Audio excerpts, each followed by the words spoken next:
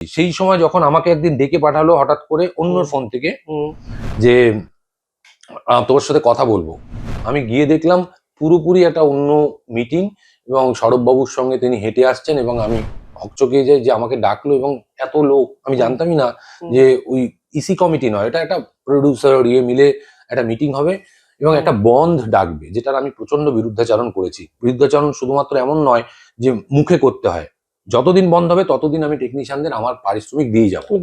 এইগুলো কখনো আর্টিস্ট ফার্মে চোখে পড়েনি, তাদের চোখে পড়ে না।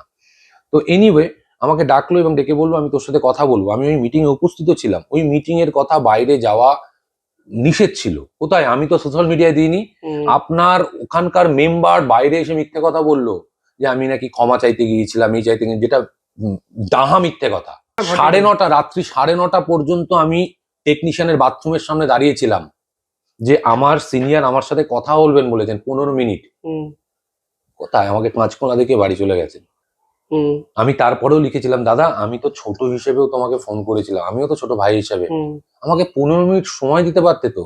আমি কেন ফোন করেছি জানো শিবম? শুধুমাত্র প্রোডাকশনের সাথে গন্ডগোল হচ্ছে এমন নয়, প্রোডাকশনকে ভুল পথে নিয়ে যাওয়া হচ্ছে, তার থেকে 1.5 লক্ষ টাকা চাওয়া হয়েছিল জিতুর সাথে গন্ডগোল মেটাবো বলে। তোমার সাথে গন্ডগোল মেটাবো বলে, এবং এই গন্ডগোলটা সূক্ষ্মভাবে লাগানো হয়েছিল। মানে এবার আমার ধারণা, এই যে তুমি আমাকে বললে প্রশ্ন করেছো কিনা, আমি নিজেকে প্রশ্ন করে উত্তর পেয়েছি, তার মানে দাদা সব জানেন। দাদা জানেন বলে